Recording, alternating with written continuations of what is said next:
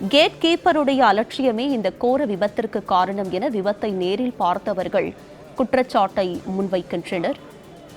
இது பற்றிய கூடுதல் விவரங்களோடு இணைகிறார் எமது செய்தியாளர் சித்தார்த். அவரிடம் விவரங்களை கேட்டு பெறலாம். சித்தார்த், சொல்லுங்க, கேட் கீப்பருடைய அலட்சியத்தால் பள்ளி வேன் மீது ரயில் மோதி கோர விபத்து நிகழ்ந்திருப்பதாக விபத்தை நேரில் பார்த்தவர்கள் குற்றம் சாட்டும் நிலையில் கேட் கீப்பர் தரப்பில் இது தொடர்பாக என்ன சொல்லப்படுகிறது? ரயில் வருவதாக கேட் கீப்பருக்கு தகவல் கொடுக்கப்பட்டிருக்கா? அவர் தரப்பில் என்ன முன்வைக்கப்படுகிறது?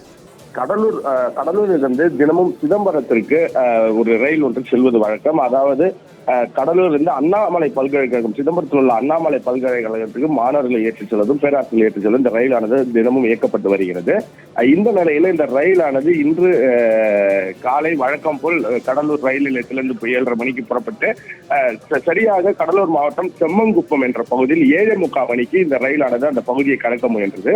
அப்போது அந்த ரயில்வே கேட்டில் கேட் கீப்பர் இல்லாததால் அந்த கேட் போடாமல் இருந்த நிலையில இந்த ரயில் செல்லும் போது தனியார் பள்ளி வாகனம் ஒன்று 4 மாணவர்கள், ஒரு ஓட்டுநர் மற்றும் கிளீனருடன் அந்த ரயில்வே கேட்டை கடக்க முயன்றது.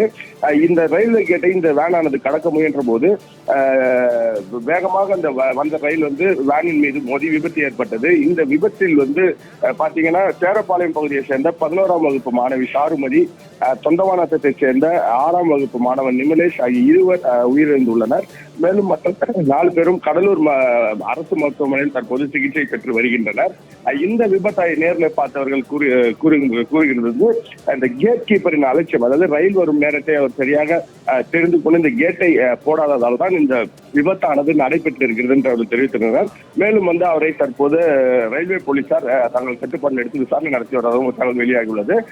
மேலும் சம்பவ இடத்தில் இந்த ரயில் மோதி வேன் விபத்துக்குள்ளான அந்த சம்பவத்தில் பெரும் பரபரப்பை ஏற்பட்டுள்ளது. சித்தார்த், இப்படி ஒரு கோர விபத்து நிகழ்ந்திருக்கிறது, கேட் கீப்பருடைய அலட்சியம்னு அந்த விபத்தை நேரில் பார்த்தவர்கள் குற்றச்சாட்டை தெரிவிக்கும் நிலையில் ரயில்வே துறை அதிகாரிகள் யாரும் இன்னும் சம்பவ இடத்திற்கு வரலன்னு சொல்லப்படும் நிலையில் இது குறித்து அப்பகுதி மக்கள் என்ன சொல்றாங்க? அதாவது தற்போது இந்த விபத்தானது அந்த பகுதியில் பெரும் பரபரப்பையும் ஒரு சோகத்தையும் ஏற்படுத்தியிருக்கிறது சொல்லலாம். ஏதாவது இந்த விபத்தில் 2 பள்ளி மாணவர்கள் உயிரிழந்து உள்ளனர்.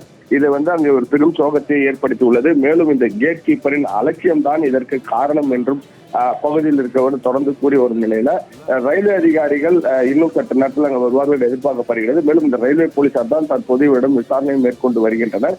தொடர்ந்து அரசு மருத்துவமனையில் சிகிச்சை பெற்று வரும் ஓட்டுநர் மற்றும் அந்த கிளீனரிடமும் விசாரணை நடைபெற உள்ளதாக ஒரு தகவல் வெளியாகியுள்ளது.